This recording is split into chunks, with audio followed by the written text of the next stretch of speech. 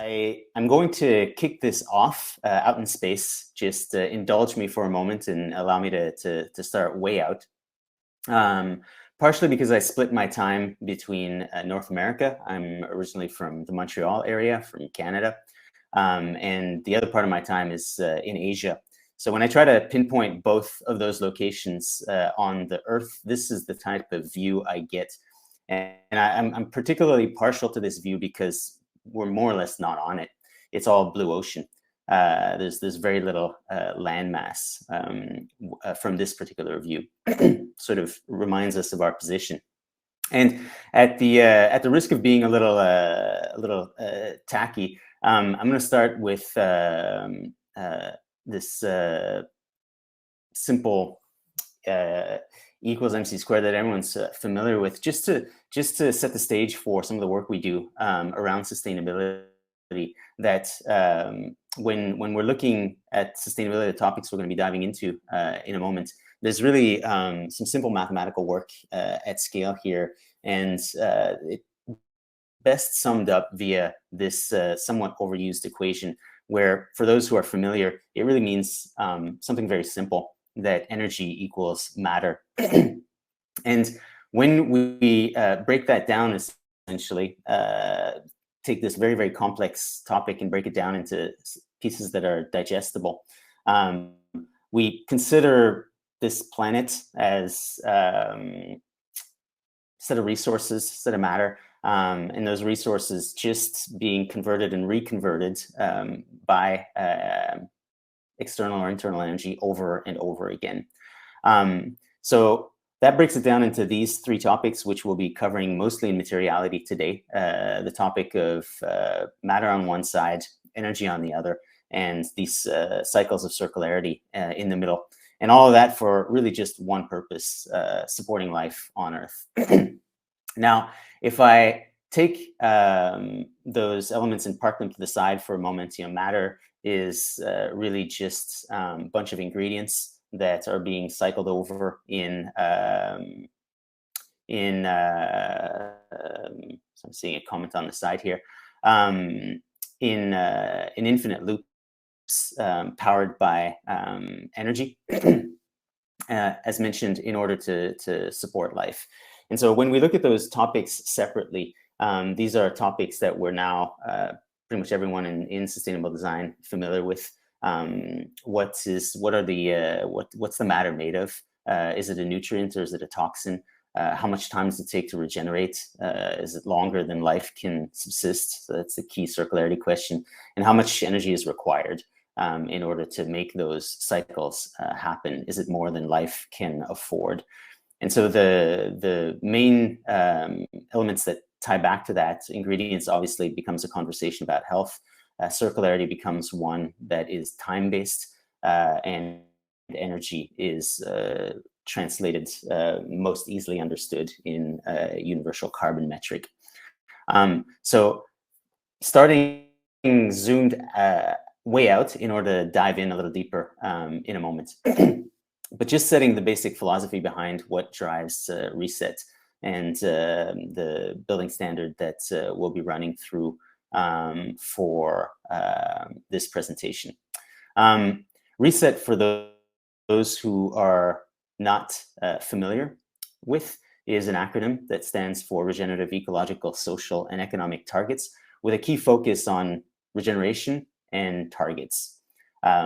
What that means, and when we launched Reset over a decade ago, was really quite different from and unique from what was already out there in the world of standards, was really quite simple and straightforward in concept, a lot harder to implement. So first beginning with defining a target for what is good, and then measuring that result. So no prescriptive rules, and only best practice examples and performance results. So we're most famous worldwide for our work on air quality. And so if I take that as an example and defined the ultimate target of what's good, it's a pretty simple concept: clean air. Clean air is good. as measured continuously via PM2.5, VOC, CO2, temperature, and humidity.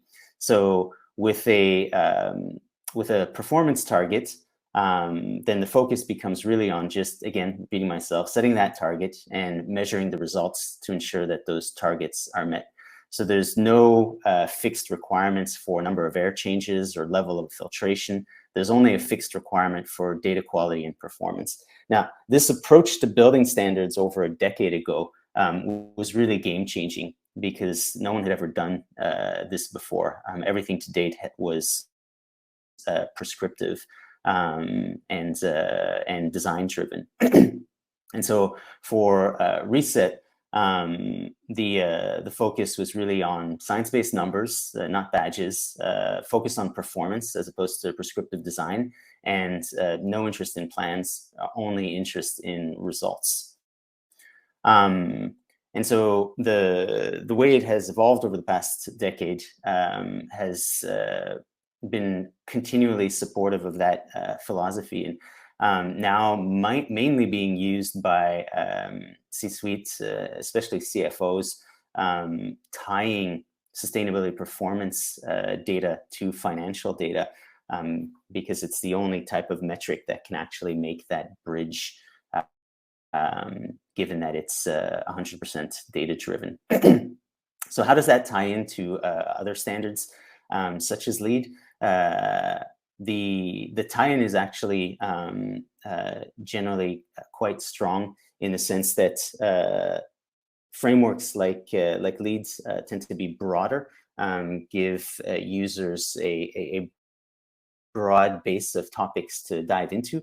The results are, as a result, are more qualitative and point in time, whereas Reset tends to be a very deep performance standard, very much focused on quantitative results, real-time data, and answering the questions of what is my actual carbon emissions, what is my circularity percentage, and what is my overall health profile. Just again, in terms of quick introductions or just baseline info, we'll often be talking about Giga versus Reset, similar to the BRE or the USGBC. Giga is the governing body. The program is Reset, and it Reset Giga closer in nature to the BRE and BREEAM than LEED, for example, because there is a, similar to BRE, there's a very, very strong focus on research. Then the final piece here, just helping people understand how we develop standards, because it is very fundamentally different from other standards in the world. Standards are developed directly via practice. We have the Giga research and audit team that will work with special project teams that typically come to us with unsolved challenges related to ESG. We take the best lessons from those that special research, make it publicly available via the Reset standard, and then train Reset accredited professionals around the world, who then take the standard through to accreditation and certification. So a very different development process than other standards, in that it's very, very much rooted in direct practice. All right, diving in. So the standard is divided into two, embodied versus operational, as most people would be familiar with, all designed to be measured with special achievement targets listed out below, currently mostly focused on carbon neutrality and net zero. So putting that into practice with this Brookfield case study, where the MO was really about measuring and auditing all high-impact sustainability data. So as mentioned earlier, getting away from qualitative analysis and pushing as hard and fast as possible on quantitative analysis. So how much can we measure, and how well can we measure it? Why? Very, very simple for those who aren't familiar with Brookfield. It's one of the world's largest landlords and very large investor in renewable energy. And so a really, really unique position to affect positive change at a very, very large scale. From the real estate perspective, its most important stakeholders, aka the tenants. And so the new office design was really there to serve as a pilot to show what was possible for those tenants. As a landlord, for the landlords that might be listening, it's very hard to convince tenants of doing anything groundbreaking when the landlords themselves are not doing it. So landlords need to lead by example. I'm going to start with a punchline, even though this slide might look a little bit dry, but some of the key statistics that we're going to unpack here from the embodied carbon footprint of the office, which was, that number might not mean much to a lot of people, 115 kilograms of CO2 equivalent per square meter. That's more meaningful is just that that's 41% better or lower than average. Those carbon emissions were, after the reduction, were offset in order to make the project carbon neutral. In terms of circularity, you see the overall stats here, which we'll dig into as well. Total circularity of 22%, source of life, aka where materials come from, 10%, end of life 33.8, and how much better than industry average. We'll dig into those metrics further on. And then in terms of operational, the items that are currently being tracked in real time, all the time. Energy, air, water, and conversion into carbon.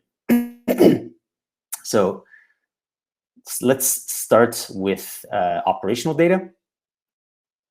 That'll be the fastest, easiest to go through. So here's a snapshot of the final project. So keeping complex topic very simple. For those who aren't familiar with Reset Air, it is a standard for data quality around tracking of air quality in real time.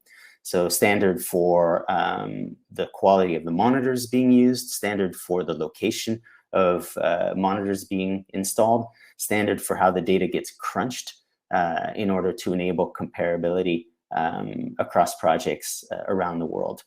And so in this particular case, monitors installed throughout the office to track air quality 24/7 across the key parameters: PM2.5, chemicals, CO2, RH, relative humidity, and temperature. From the Reset perspective, we then use that data to generate the Reset viral air index to get a sense of quantified optimization and risk of viral transmission. So want to keep that number as high, as close as possible to 100%. And then with respect to water, of course, tracking quantity of usage, but also quality. Total dissolved solids, which is kind of the equivalent of PM2.5 in water, temperature, to track the risk of algae or other biological factors developing in the water. All that data is sent to the Reset Cloud for ongoing digital audits. In this particular case, the base building is very good, delivering a very high level of air quality. In many of other projects, we added this slide just to show a little bit more of what happens. This data is often used to power smart filters in order to remove things like airborne virus particles, strip them out in order to make strip them out very, very locally in order to make spaces as healthy and safe as possible for occupants. And so these types of smart filters will be responding to, of course, CO2, chemical um, in order to strip out those chemicals, so VOCs, and to liquid and solid PM 2.5 particles. The requirement for reset is that this data be available to the occupants. The occupants need to know what they're breathing. And so when you walk into the office, there's a very large display that shows the air quality parameters, the water, and in this case, also the renewable energy being produced. And then, of course, also accessible via digital remotely. I will point out and flag that this type of display has been present and used across all Reset Air projects for over 10 years. So this is not particularly new. This is standard for Reset projects, and the providers that provide the systems to make this happen. I'll note as well, a lot of the focus on water quality monitoring was to dispel the common held belief by a lot of occupants that bottled water is cleaner. And so that's why you see in this particular case, one of the added metrics is on the amount of plastic bottles that were saved. Really helping users understand that, no, actually the filtered water in this case is cleaner than bottled water. So please do not bring bottled water into the office. Now, quickly onto the solar. One of the key issues with solar and net zero, or achieving net zero, is really enabling real-time data for consumption and real-time data for operations. So we can do a better job, or projects can do a better job of tracking the level of dirtiness of the grid, depending on whether it's daytime or nighttime. And so here we track the solar panels. They're digitally metered, data all sent to the cloud before that gets plowed into the state grid. And then we track energy consumption within the office. Now, what Brookfield here was aiming to do was really to model the tenant case. In this case, they're both the tenant and the landlord. So from their perspective here, modeling something replicable for tenants. So tracking scopes 1 and 2 for the energy, whereas scope 3 then becomes a landlord conversation on how to tackle those. So really just tracking scope 1 and 2, net metering against the solar in real time, so that what gets overproduced during the day, part of which gets sunk into the grid at night, gets that energy gets pulled from the grid, and we can do proper net metering depending on level of dirtiness of the grid during night or day. Of course, a lot of this was also a showcase to help people understand what net zero means, where renewable are. In many cases, renewables are 200 to 300 kilometers away.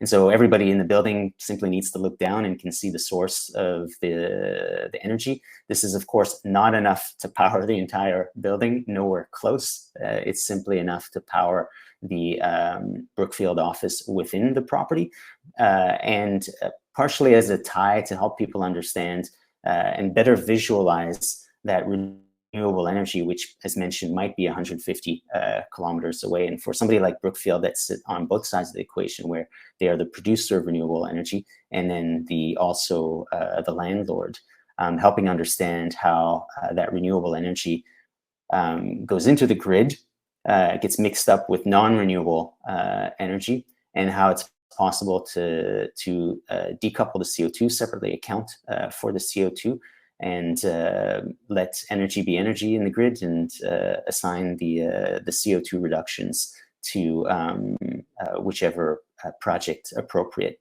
So often fairly difficult concept to understand for most people, not because it's particularly complicated, just because it's not what most people think about on a daily basis. And so really setting this up in order to just make it easier for people to understand.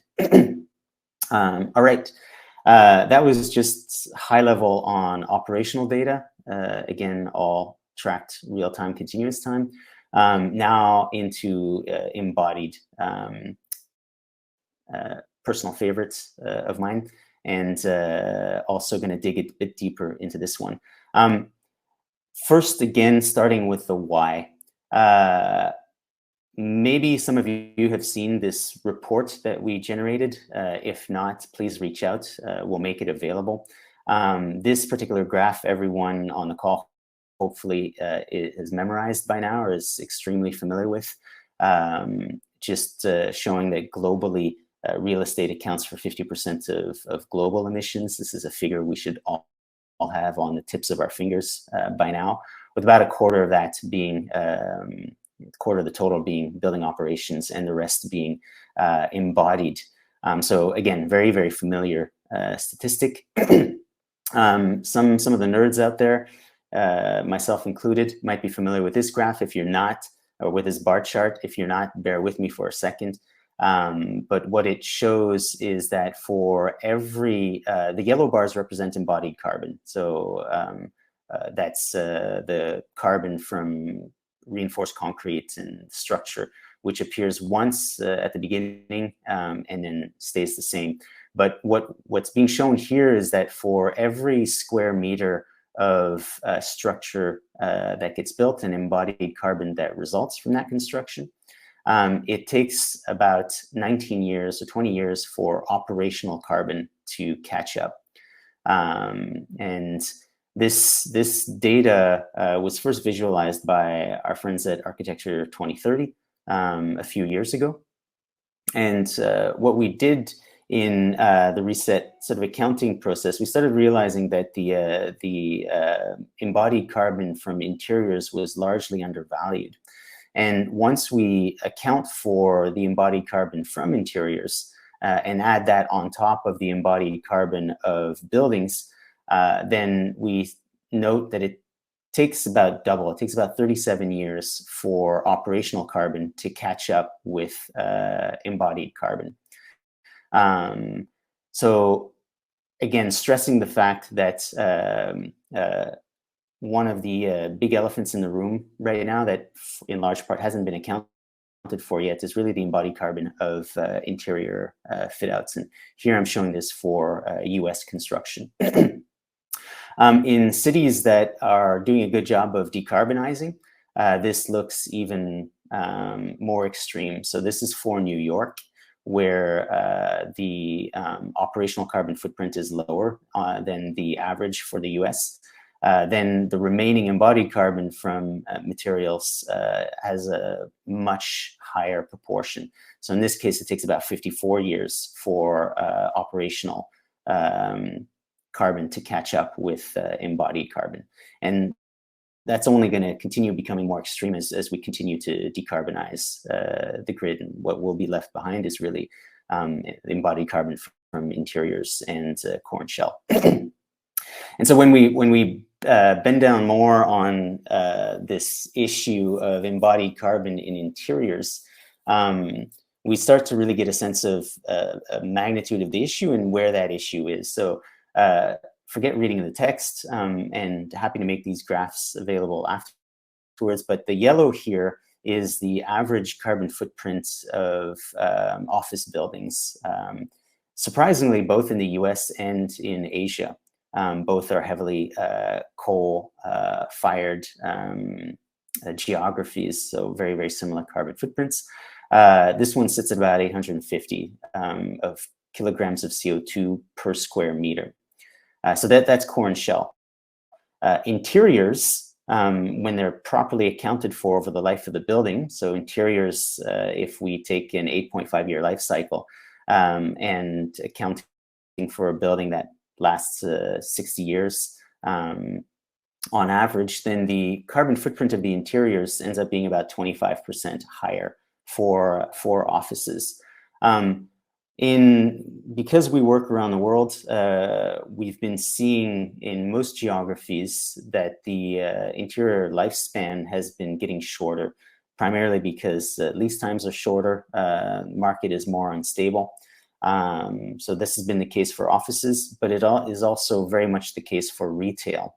And so when we get into shorter lifespans of 2.5 years for office and retail, then the carbon footprint of interiors is about 4 times higher than core and shell. So really, really starts putting to light that we all need to be putting a lot more focus on interiors, but in 2 particular areas, especially retail and office. They are the 2 largest offenders because they have the shortest lifespans. And so what we get is a very, very common request from both of these sectors, especially luxury retail and high-end offices, which tend to turn over surprisingly more, is we want to do a carbon neutral office or boutique. Can you please recommend low carbon materials? And our response to that is, okay, sure. But starting with looking for low carbon materials to achieve a low carbon project is not the best or most effective place to start. And so we divert the conversation to one of circularity. Because typically, if we're just focused on finding low carbon materials, we see reductions of about 5 to 10% in carbon over the entire project. But if we focus on circularity instead, we'll see reductions of 45 to 68% on carbon. And this is simple math. Again, I hope many of you are familiar with this, but when we look at the carbon footprint of materials, about 80% comes from the generation, the source of life of those products. Another 10% comes from getting rid of those products. So 90% of the carbon footprint is at the source of life and end of life. And if we can simply figure out how to reuse and eventually recycle those products 2 to 3 times, we end up cutting out that 90% of carbon and immediately reducing carbon footprint by, again, 45 to 68% simply by leveraging circularity. But then, of course, going upstream from that, you cannot possibly look at carbon and circularity without looking at health, for a very, very simple reason. If a product is toxic, then nobody wants to recycle it. And if nobody recycles it or reuses it, then it needs to be remanufactured and the carbon footprint goes up. So we tend to think, very strong opinion on looking at carbon by itself is dangerous. It's myopic. And the topic of carbon absolutely needs to be looked in with the context, within the context of circularity and health. Otherwise, we're introducing massive blind spots into projects. Some of you might have seen this case study. It is the highest, the best metrics that have emerged from a reset project globally. It is an office provider where all components, inclusive of walls and floors, are designed for disassembly, designed to be reused 4 times over 10 years. As a result, very deep carbon reductions, just north of 80%. The remainder for these products is all offset, so it's 100% carbon neutral. This yields a whopping 94% reduction in waste. And after having been reused 4 times over 10 years, then currently about 50% of the core materials or of the materials can be further recycled or biodegraded, with the goal of pushing that even higher on the next generations of products. That's in the office world. In the world of retail, a huge amount of work here being done most of it not yet public, but similar approach, looking at design for disassembly and doing the proper circularity accounting for this. So example of retail. At the forefront of this has been Starbucks. Took a really significant shift towards quantification. In this particular case, where 50% of the store can be recycled or biodegraded at the end of life. Now, how's this done? The foundation of this is based on product evaluation, which we started in 2009. So digital product scoring, seeing as products are the DNA of the project. So this is what it looked like over a decade ago when we first introduced Reset, and we're scoring across life cycle. In 2020, we updated that to focus on 5 key areas of impact. So same data, just parsed differently: circularity, carbon, health, ecology, and society. And I'll dig into how this gets done a little bit more. With, again, fully attuned to the Reset philosophy, first defining what good means. And so good in circularity, what does that look like? Well, 100% circularity is good. What's the target for carbon? What's the minimum for good?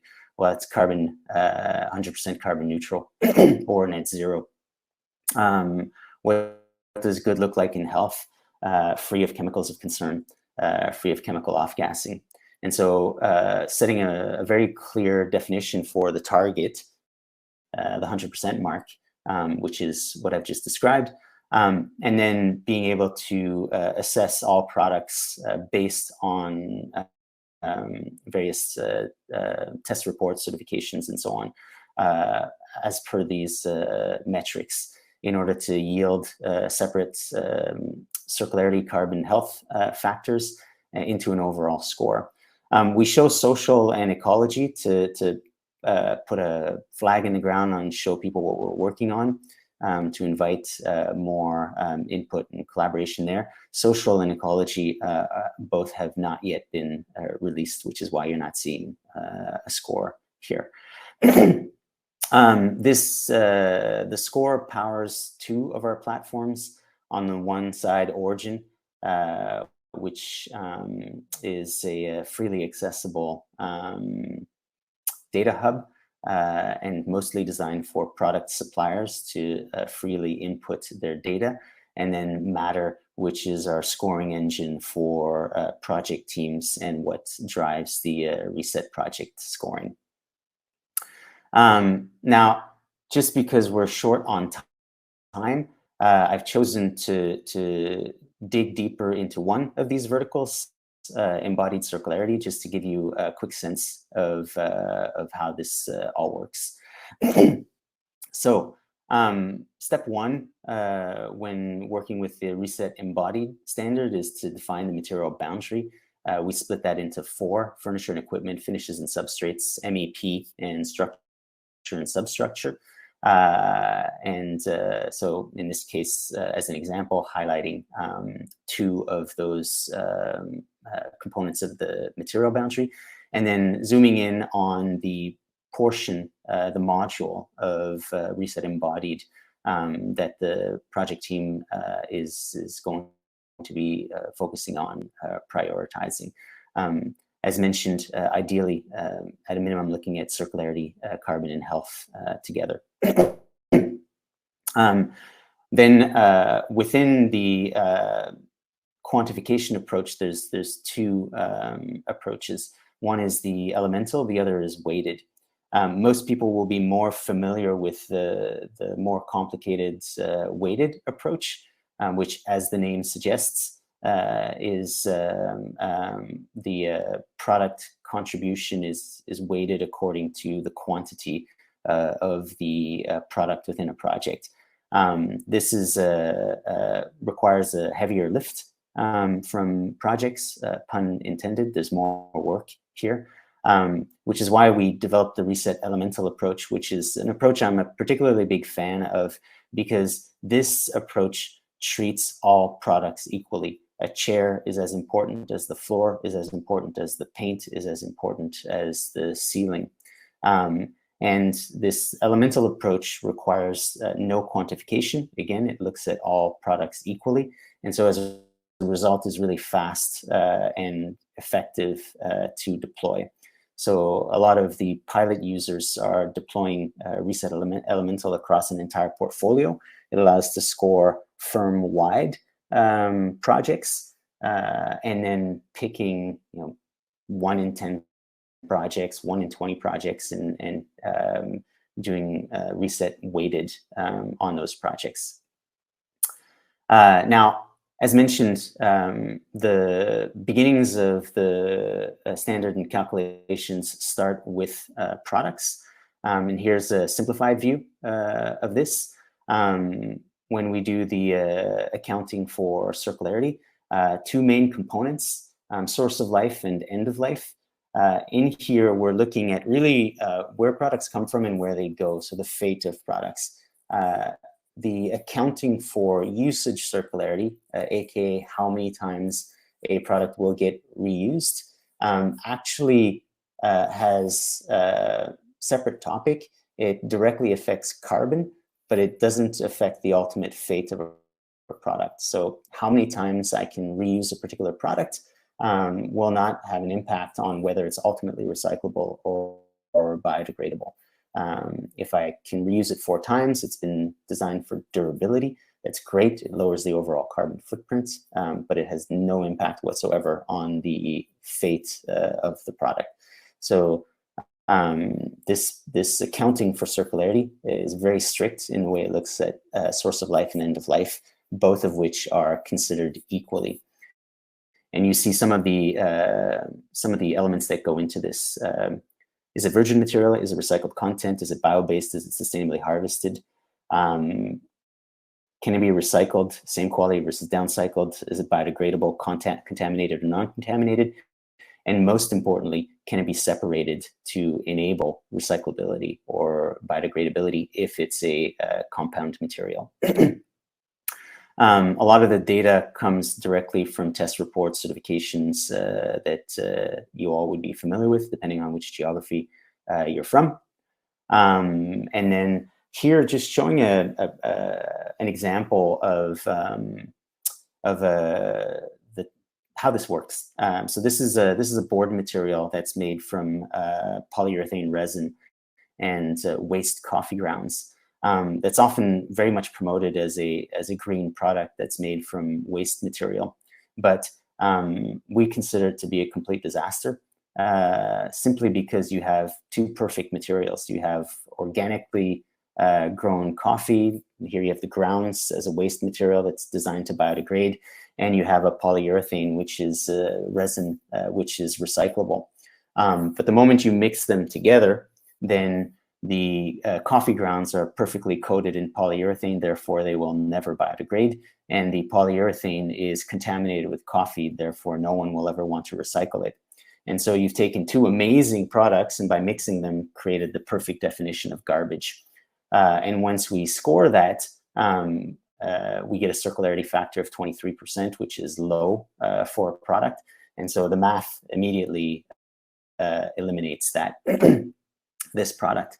All this data gets tabulated and documented in the cloud. It's kept updated by our certification partners. So really allows designers to see very, very quickly what's good and what's bad from a circularity perspective, and then further scored in the overall listings for projects. Finally, this is then tabulated at the project level, where this here is the weighted approach, where we'll consider the contribution of each material and product by kilogram, and inclusive of take-back programs, residual market value, and end-of-life plans, so we're as accurate as possible in terms of reflecting the reality of circularity. So a little more graphically, this is what it looks like. Product scores added up into an elemental project score, and then further quantified into overall weighted results. So getting back to our project, what did the results look like? About 10% of the projects or the products came from renewable recycled content, sustainably harvested. That's about 4 times higher than standard office. Almost 34% recyclability and biodegradability at end of life. So about 6 times better than standard, with a total circularity of 22%, about 5 times above industry standard. I have to flag that there's many products in here that are recyclable, for example, like glass and gypsum, but may not have a take-back program within a geography. They're not accounted for. The Brookfield office actually did amazingly well based on potential circularity. I think it was about 90% could be recycled or biodegraded, but in the end, only 34% gets accounted for because nobody is actually recycling the glass in that geography, even though it's a highly recyclable material, as an example. Oh, here's the figure here. 94% of the office could have been recycled or composted if the right take-back programs and municipal programs had been in place. Finally, blasting through the last few minutes here, embodied carbon compared to the reset data on traditional offices within the same region, 41% lower. So of course, before offsetting to reach carbon neutrality, we want to make sure there's a significant reduction in the embodied carbon. Some of the sound bites that are distilled from that data, and then the remainder offset via the regional environment and energy exchange market. Further view of the office. And then finally, just highlighting some of the products that contributed to this. So scoring top of its class for carpet was Milliken. You see when we run the analytics on the top 20 products, it's scoring about 40% better than average. You see some of the contributing data points here: 35% from recycled content, 100% recyclable, separability factor of about 80%. Some of the metrics that contribute to the quantification. Saint-Gobain, very large contributor given the volume of gypsum used in the project. Separate good anecdote there for another time. Porcelanosa, also some really great metrics there, heavily contributing to the overall score. Vitro, also quite complete in terms of metrics, top of its class. Acoustic panels, in this case, made from recycled PET and further recyclable. And then steel case, which was heavily used in the project as well, and very much contributing. So that's it. I will end here. That's a brief overview of Reset and how it was applied to the project. I see a whole bunch of thumbs up floating, so thank you very much for that.